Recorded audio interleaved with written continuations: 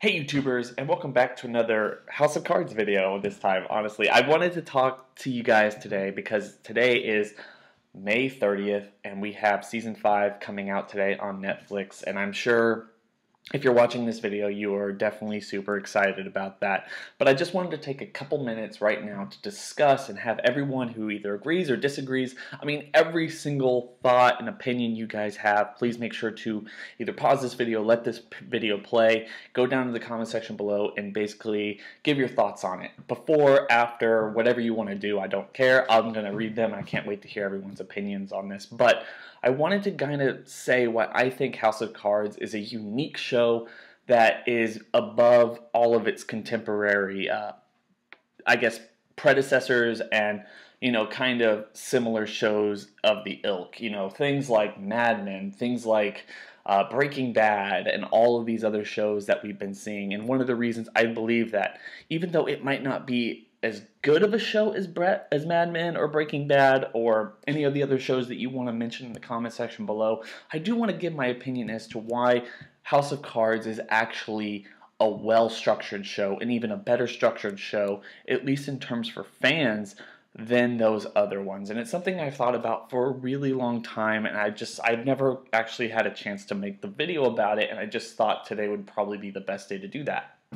And I really think, and you could disagree and you don't have to agree with me, you can disagree, you can agree, but I really personally think one of the things that makes House of Cards probably one of the best shows on television is Robin Wright's character, Claire Underwood. Because if you think about it, most of these shows like Mad Men, Breaking Bad, almost anything else, but those are really two of the biggest examples I can think about right now, is they don't have very strong female characters. It's not that none of the other characters are very strong. Even Mad Men has its, a good selection of very strong female characters.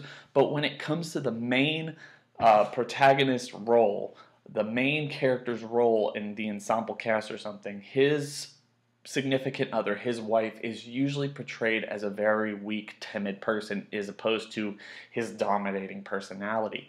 And one of the things that has always captured me so readily since the very beginning of House of Cards, and it's only become more and more apparent as the writers have either latched onto this idea or I guess fan interaction with this particular situation has shown that Claire Underwood's character, Robin Wright's character, is so unbelievably strong in comparison to Kevin Spacey's Frank Underwood that it really helps the entire show elevate into something completely different than most other shows in the landscape that we have right now. She is at most, at least she is his equal. At best, she's above him. And when you come to think about how characters, or behind every great male character there's a female character, or every great man there's a woman, or whatever you want to talk about with that particular saying, I really think that that's something incredibly true here.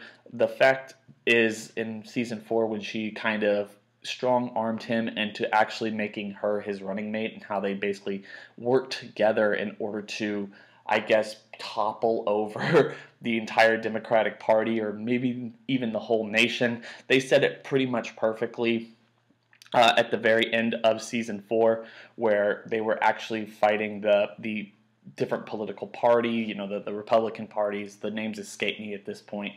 But when they're fighting them, they're like, these two are the perfect couple. They're what everyone wants to be, but you guys are what everyone can be. You're the real dream here because it's possible. This relationship you have seems possible. And honestly, I think that was a really good summation of why this whole show works and why season 4 really brought back the quality from season 3.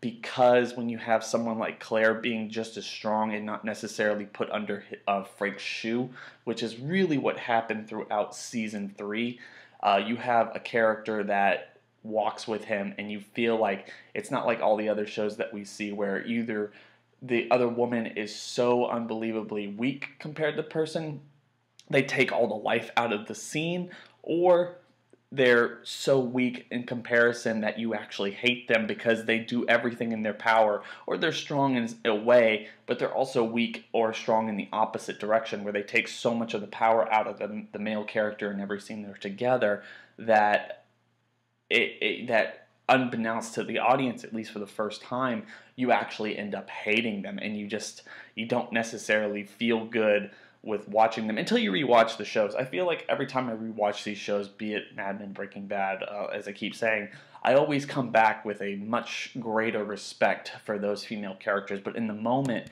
you have these situations where you don't necessarily agree with them because you don't know how the full picture kind of evolves and how it's going to develop, but you see this arc of whatever this person wants or whatever this person might be thinking at any given time, and you just follow that. And anyone who steps in that way, it's usually his wife, in those situations, just seems like such an antagonizing force that you are bound to hate them, even though they are probably in the right, and most likely the next time you watch it in full, you'll realize just how strong that character is, or how useful she was in any particular situation, and how much you needed that foil in any given scene, but you couldn't see it at the time. At least I'm absolutely, definitely guilty of that particular, not in hindsight, looking back and going, yeah, this is what I felt about that character. And Claire's never made me think about that in any given way, shape, or form.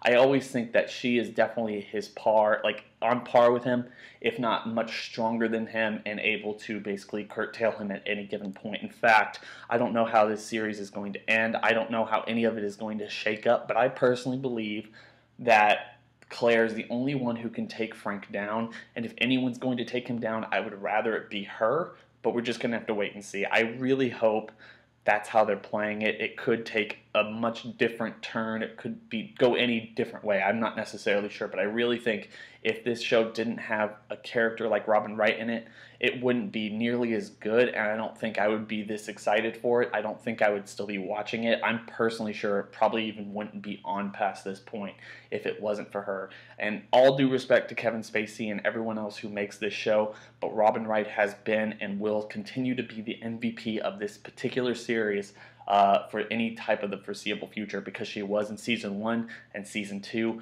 She was kind of taken away in season 3 because of their fights and their marriage problems, and you just felt like it wasn't necessarily going well, but she came back roaring back in season 4 and became such a beloved character, at least for me and I think most of the fan base, that she really does deserve a whole lot of credit. So with that being said, I want everyone to share their opinions in the comment section below. Please don't forget to rate, comment, and subscribe, and I want everyone to have a really good day. Share this video out to all your friends, and I hope, come back. I hope I'll be covering this stuff. I'll probably give my thoughts by the end of the 5th season, but I hope everyone enjoys the 5th season. Let's hope that it's a really good one, and if they're going to make more, let's hope they make more. But with that being said, bye guys.